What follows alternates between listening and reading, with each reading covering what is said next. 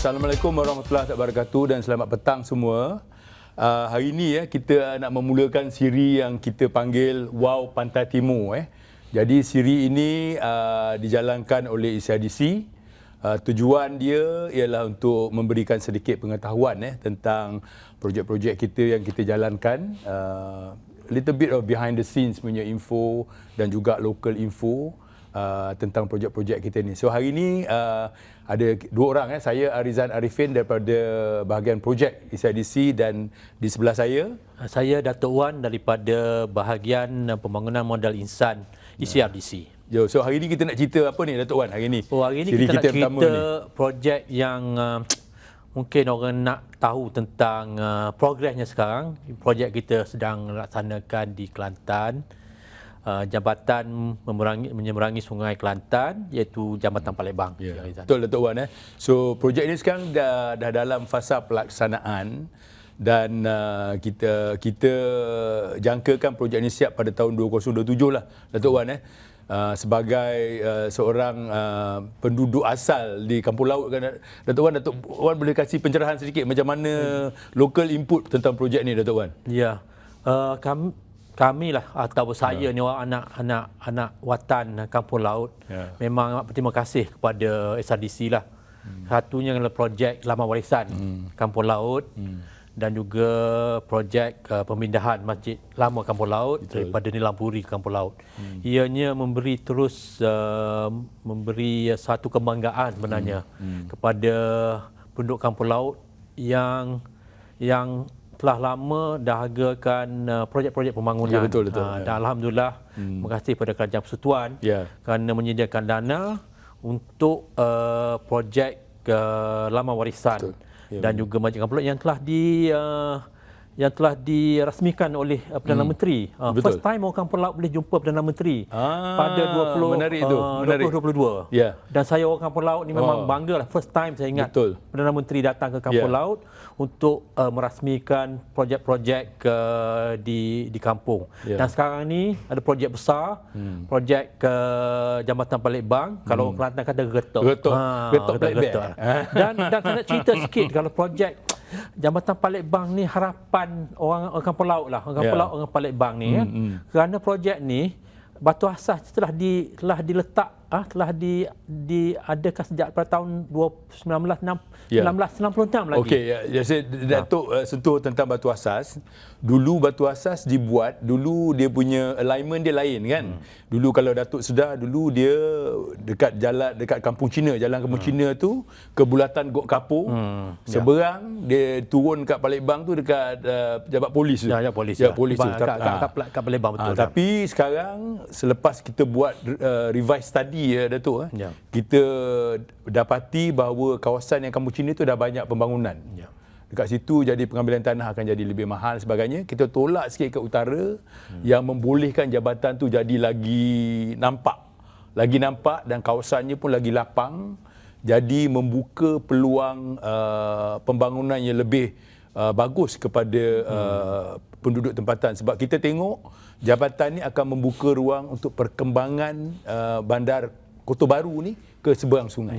Itu dia tujuan. Kalau orang tempatan sebelah Kampung Laut tu, kalau dulu agak jauh ke Kampung Palembang dan sekarang lagi dekat dengan Kampung Laut Hulu, Pulau Hulu, di mananya kalau kampung ni panggil Kampung Sungai Nyor. Kalau orang kampung panggil Kampung Sungai Nyor. Dan ianya berdekatan dengan projek Laman Warisan. Kampung Laut dan sudah tentu ianya akan menyemarakkan lagi lah kunjungan pelawat-pelawat ke Laman Warisan. Jadi actually projek ni kan menjiwai apa yang kita sedang buat di ICRDC. Kita panggil mencipta destinasi. Projek kita mencipta destinasi di mana projek-projek infra yang dijalankan bukan sahaja merupakan projek infra seluruhnya sebagainya, projek infra untuk pergi ke poin satu ke satu poin. Jambatan ni kalau kita cantikkan sikit, sekarang cable stayed, kita buat Palembang Bridge ni cable stayed, cantikkan sikit di samping menjadi satu infra yang membolehkan kemudah sampaian, kita juga boleh promote projek ini sebagai satu destinasi pelancong. Ya, saya fahamkan itu projek ikonik. Betul. Sebagaimana jambatan drawbridge lah. Betul. So jadi itulah dia satu projek kita yang ini, tapi macam Datuk Wan beritahu tadi, bila projek ini siap, insya-Allah tahun depan 2027 kita akan mudah sampai ke Kampung Laut, dan di Kampung Laut pun kita ada projek kita yang Kampung Laut. Laman warisan Kampung Laut, dan Datuk terangkan sikit dia punya implikasi projek ni kepada penduduk tempatan, dan tadi Datuk ada mention masjid sikit kan. Maybe boleh terangkan sikit. Ya, memang saya kata tadi orang Kampung Laut ni memang, kalau Kampung Laut adalah antara kampung tertua lah di Kelantan ni. Kata penempatannya kalau ikut daripada sejarah turun-temurunnya sejak Masjid Kampung Laut pun dikatakan dibina daripada tahun 1500 lagi 1500 tahun 1500 kalau 1500 lebih kurang zaman Portugis datang ke Melaka lah. 1500 kan.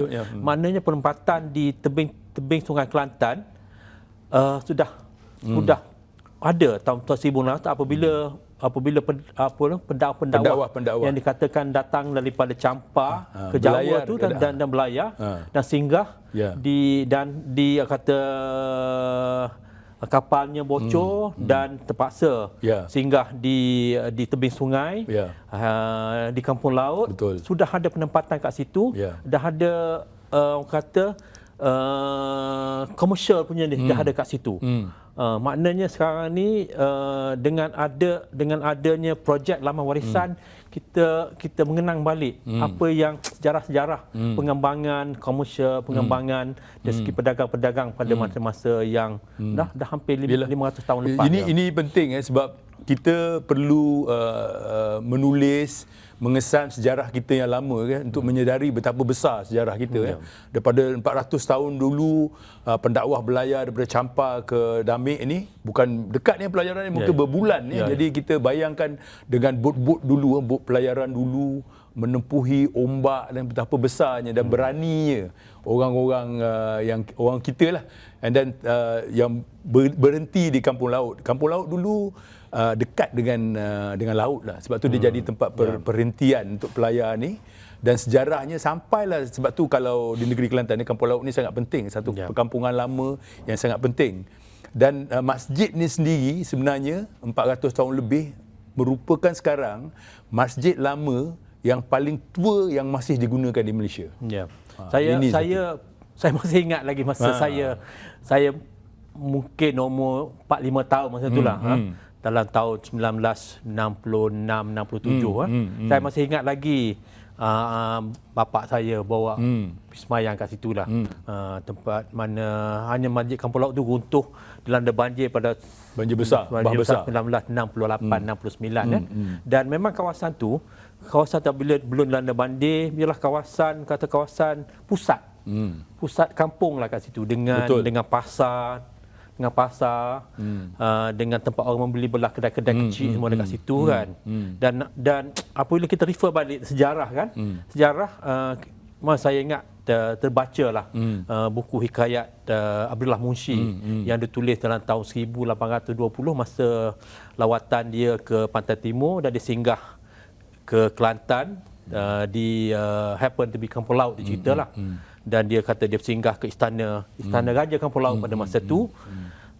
Dan boleh kata vibrant punya ni lah. Vibrant punya komersial punya ni dengan masjid ni kat situ. Dan dia kata ada berbau pekasam. Kerana memang terkenal kan orang Kampung Laut dengan serundingnya mana. Dan masa tu pun boleh dikatakan orang-orang Kelantan, orang Kampung Laut dah belayar. Dan hanya menyediakan makanan-makanan untuk perjalanan. Tapi kalau kita tengok sejarah, Datuk mention tadi masa bah besar 67-68 berlakunya masjid ni hampir jatuh ke dalam sungai Kelantan sebab erosion yang terjadi di tepi sungai. Tetapi walau bagaimanapun kita baca tragis sejarah dia, sebab ada usaha-usaha untuk menyelamatkan masjid ni, termasuklah mimbar dia. Tok Imam Masjid Pasir Pekan datang. Mimbar ni saya dengar cerita kalau orang kampung yang dulu kecil-kecil dia cerita mimbar ni hampir jatuh ke dalam sungai. Dia bawa bot kecil tu dah nak tenggelam dan dia boleh angkat dan bawa ke ni dan simpan di Masjid Pasir Pekan, dan geduknya Jadi bampak geduknya dan kolahnya ada di Masjid Kampung Laut. Jadi dan bontonnya ada di masjid di Jeli, betul. Saya diberitahu. Jadi usaha-usaha menyelamatkan ni daripada dulu dia letak di masjid-masjid di Masjid Muhammadi beduk dia tu letak di sana. Jadi masa kita buat projek tu Datuk, yang cerita dia yang hibanya, kita rasa sedih sebab orang-orang yang pegang artifak-artifak masjid lama ni datang ke depan dan volunteer untuk pulangkan artifak ni. Ada seorang, dia punya buah butung yang buat dekat di atas masjid ni, ada seorang arkitek ni, dia simpan benda tu, dia diam. Orang banyak tak tahu, tapi bila dia dengar usaha kita untuk bina balik masjid ni di kampung dia asal, dia datang ke depan dan dia volunteer untuk kasih balik buah butung ni untuk taruh di kawasan asalnya. Jadi banyak peristiwa-peristiwa yang bila kita buat projek ni, kita dapat kaji, kita dapat cerita-cerita dulu yang menarik tentang usaha masjid ni. And yang betul lah yang Datuk kata, dulu masjid ni bukan saja masjid orang pergi solat, tetapi juga pusat tempat orang berkumpul.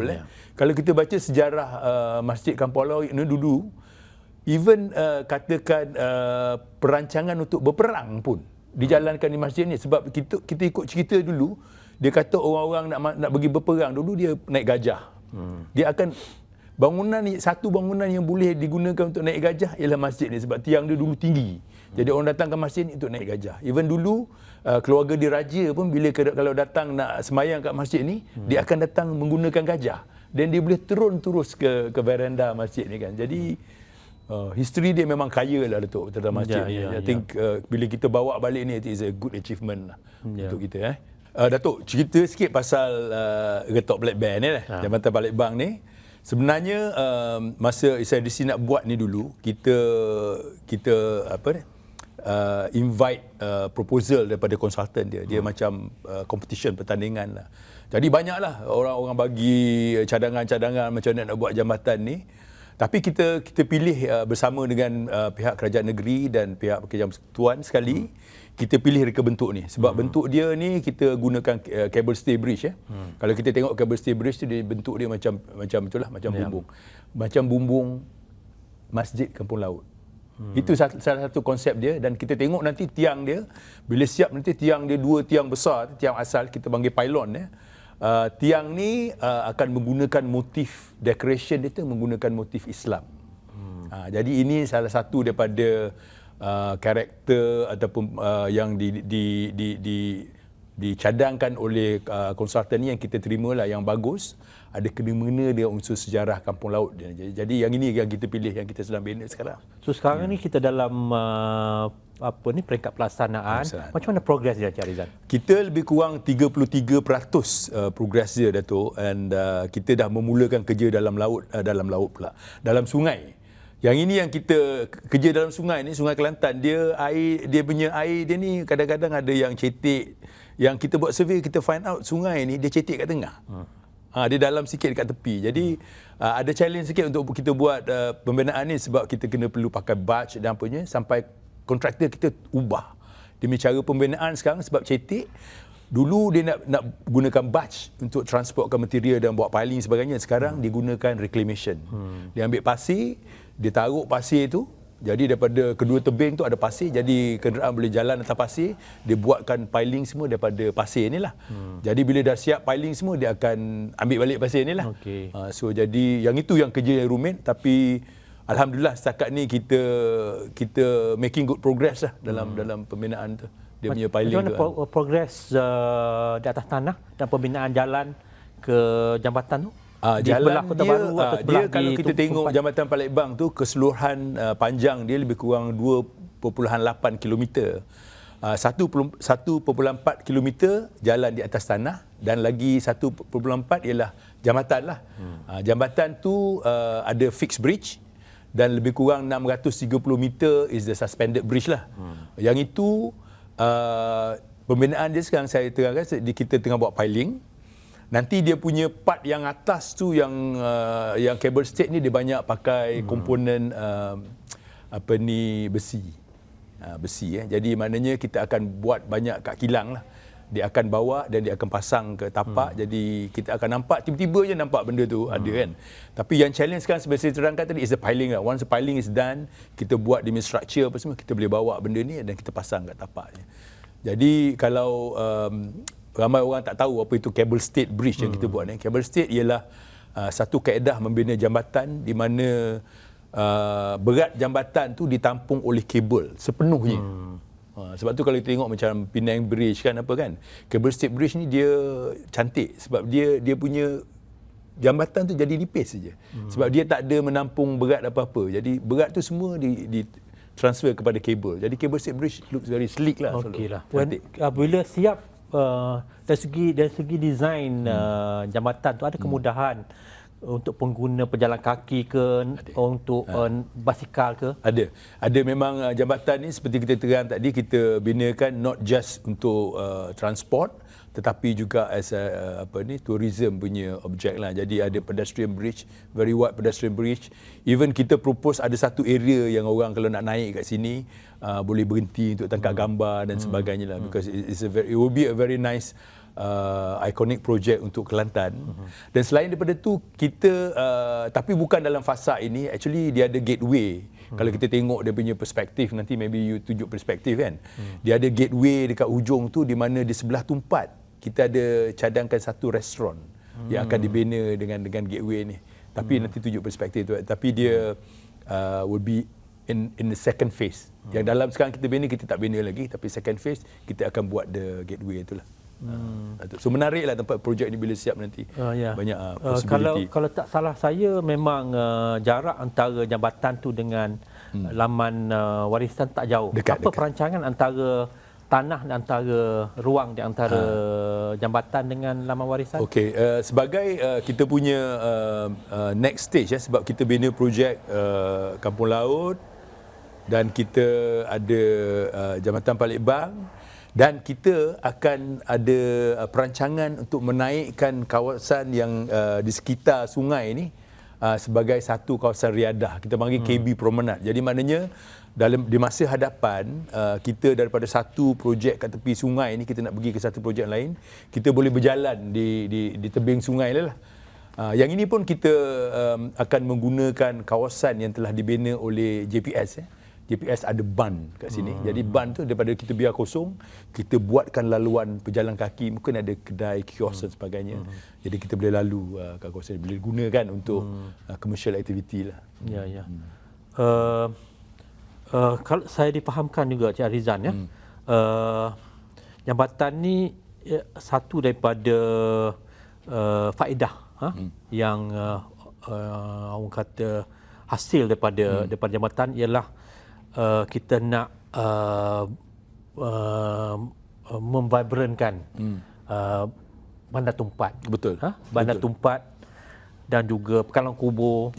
Dan juga Pantai Keting. Betul. Saya faham kita ada projek di Pantai Keting. Kita ada dua projek di kawasan sepadan, satu di Rantau Panjang di mana kita sedang membina satu upgrading lah the existing facility di dataran ni di Rantau Panjang tu, dan kita pun nak cantikkan sikit rumah-rumah kedai yang ada kat sana.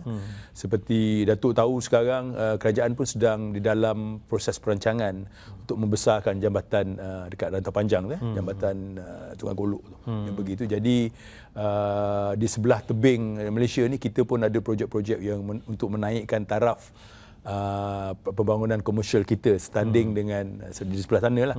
Jadi kita pun projek ni, dan di Pantai Keting pun kita ada satu lagi projek di mana kita sedang membangunkan satu taman di tapak yang dulu ada pertandingan International Kite Festival di Pantai Tujuh yang itu ada dekat dengan Pantai Seri Tujuh. Yang itu pun kita sedang menaikkan satu projek. So dua projek ni kita rancang akan enhance cross border tourism lah antara kita dengan negara jiran lah. Yalah, betul lah. Saya baca yang orang asal daripada daerah Tumpat memang katakan daerah Tumpat tertinggal kerana sebelum ni kerana jalan kereta api memang jalan boleh katakan pusat pengangkutan utama lah untuk Malaysia sebenarnya di tanah Melayu zaman itulah. Tapi apabila apabila jalan dah orang dah guna jalan kereta api dah kurang, sebab dah tumpak boleh kata mati.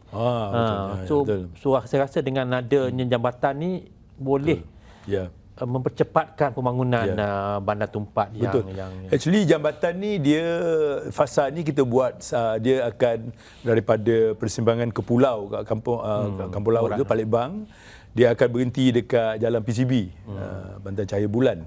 Tapi in the future ada perancangan untuk kita sambungkan lagi melalui kawasan Taman Syad ni keluar kat Taman Uda. Jadi yang ini I think will complete the network lah, sebab kita cadangkan jalan ini akan completekan the linkage to the new airport. Kita tahu kan airport Kota Baru akan mula beroperasi pada bulan 3 ni. Oh ya, Cik Arizan. Kalau benarnya siap, kalau sekarang ni saya ni kampung laut, Cik Arizan asal Pekan Cepa. Kalau sekarang ni kita mengambil masa sejam lah kata nak pergi kan.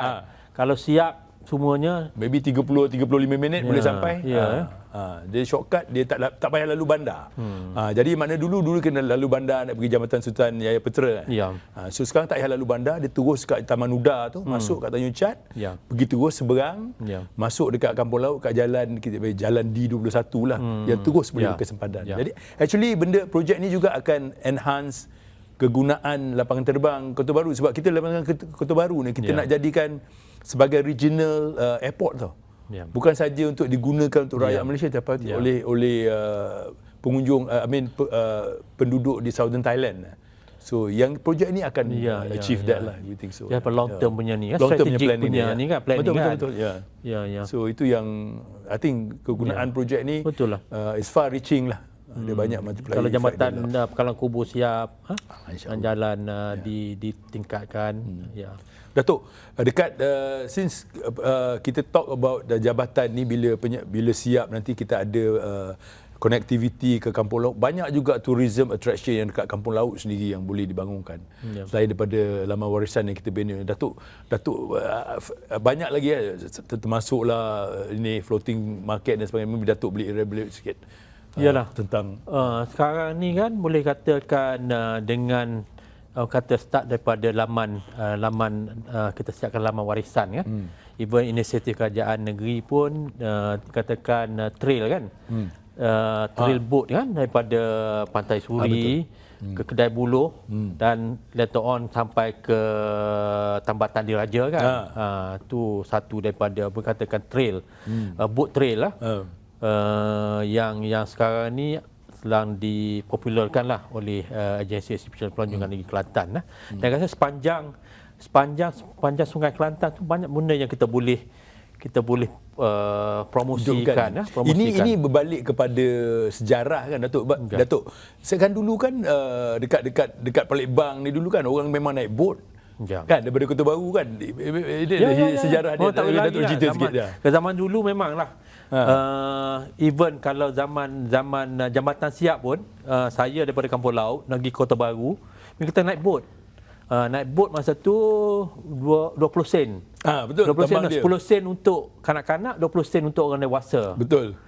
Dewasa. Dan sekarang dia rasa itu jalan perjalanan yang paling efektif, dia paling cepat. Dulu kan. Dulu kan. Zaman dulu pun orang tak ramai ada kereta. Dan boleh kata pengetahuan utama pada masa tersebut dia ada 3 sebenarnya. Satu, kampung laut ke Penambang, ada satu bot. Kampung laut ke Kota Baru, dan satu lagi Palembang ke Kota Baru. Betul. Maknanya pengangkutan bot ialah satu saya yang pun pernah naik bot ni, Datuk. Dulu saya nak pergi sekolah dulu kan, nak pergi nak naik kereta api ke stesen kereta api Palembang tu. Daripada Kota Baru naik bot tu, saya ingat bot tu kecil je dulu kan. Dia punya air tu lebih kurang 1-2 inci je daripada permukaan bot tu. Memang takutlah masa kalau naik bot dulu kan. Betul tak? Dulu kan. Menarik sejarah. So jadi kalau kita hidupkan balik river cruise ini macam Datuk terang tadi, dengan ada jambatan Palembang menghidupkan balik sejarah lama pengangkutan air yang telah berada di sudah lama ada kat Kota Baru. Sebenarnya tapak jambatan Palembang tu ialah saya kata tadi kan, tempat mainan saya. Kita panggil dok. Kita panggil dok kan. Tapi later on apabila kita ni dok tu dia asal daripada dog tu. Tu. Dan perlu tahu dia berasal dari perkataan dock. Tengok tu. Sebelum apa boleh dikatakan transportasi utama tadi menggunakan kereta api ialah Tumpat ialah pusat utama dan Palembang ialah stesen terminal untuk Kota Baru. Dia ada orang kata logistik hub di Palembang untuk barangan daripada Kota Baru ke dock di Palembang. Betul. Untuk menggunakan kereta api, stesen kereta api di Palembang. Dipanggil dock. Tapi kita orang kampung ni panggil dok. Saya selalu main kat situ. Dok. Dok nama dia dok. Datuk, lagi satu yang menarik pasal kapal laut ni ialah dia pusat perkembangan seni lah dulu. Kalau kita tengok artisan yang praktis batik, ukiran apa semua berasal daripada kawasan ni. Betul tak Datuk? Betul. Kan dulu kan. I think our effort kita dalam laman warisan seni kan, I think membawa balik saya rasa kata kreatif art yang telah lama bertapak di kampung laut sebenarnya. Saya masa kecil dulu memang DK Barat, wayang kulit memang is kata is regular event. Regular event dan ramai yang craft yang buat perak,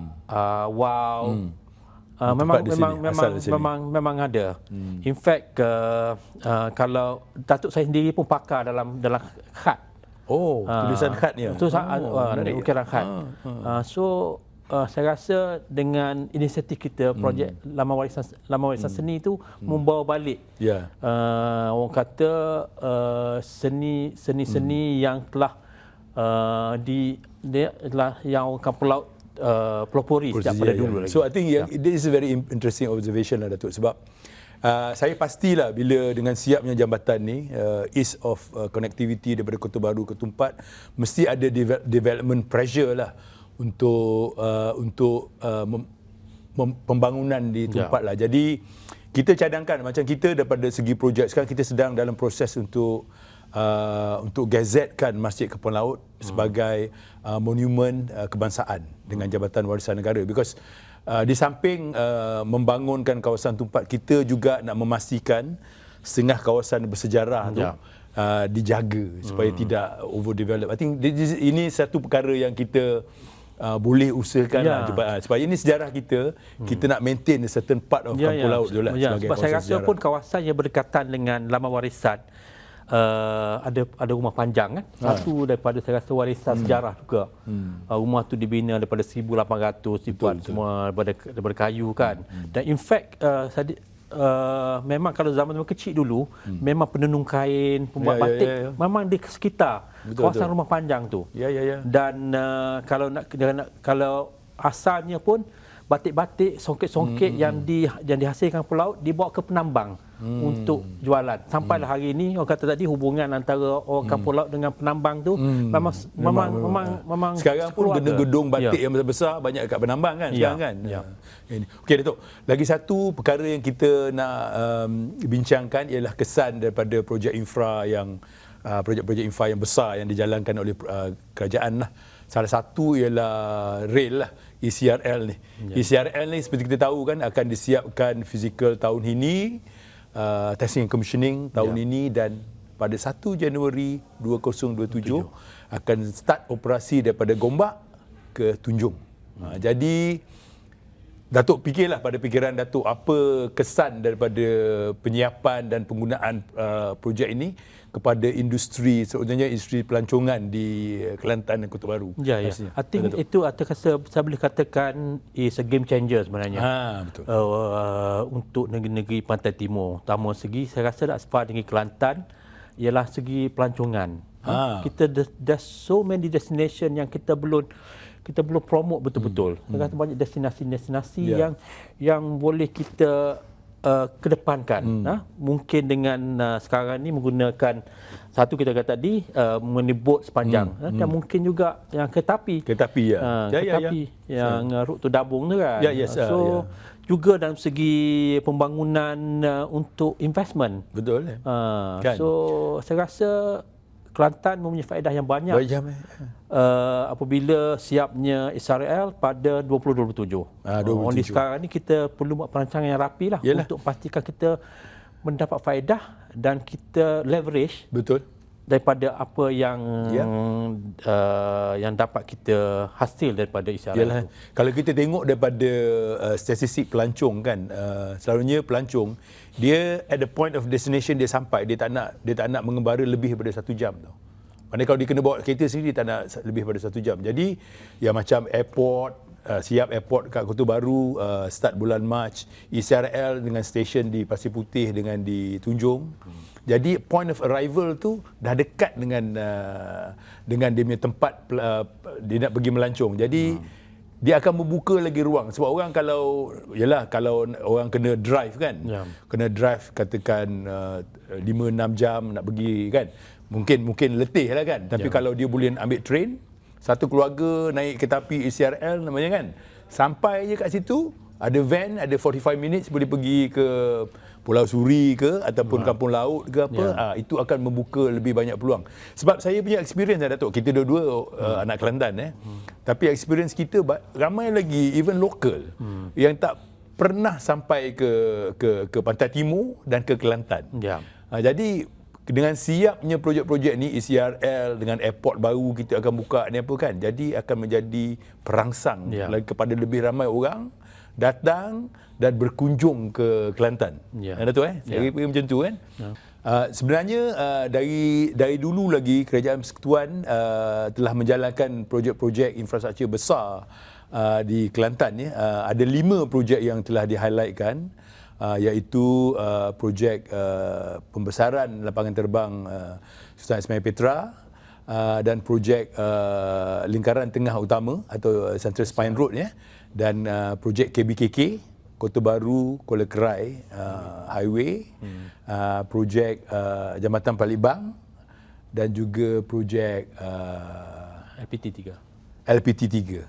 Jadi inilah projek-projek berskala besar yang telah dibangunkan oleh Kerajaan Persekutuan di negeri Kelantan, dan projek-projek ni macam Datuk mention tadi will be a game changer lah for all sorts of industries, tourism dan sebagainya untuk datang untuk membangunkan ekonomi di negeri Kelantan. Kita ada bina satu industrial park lagi kan, Cik Arizan? Ya betul. Kita sekarang sedang dalam proses pembinaan satu industrial park di Tok Bali.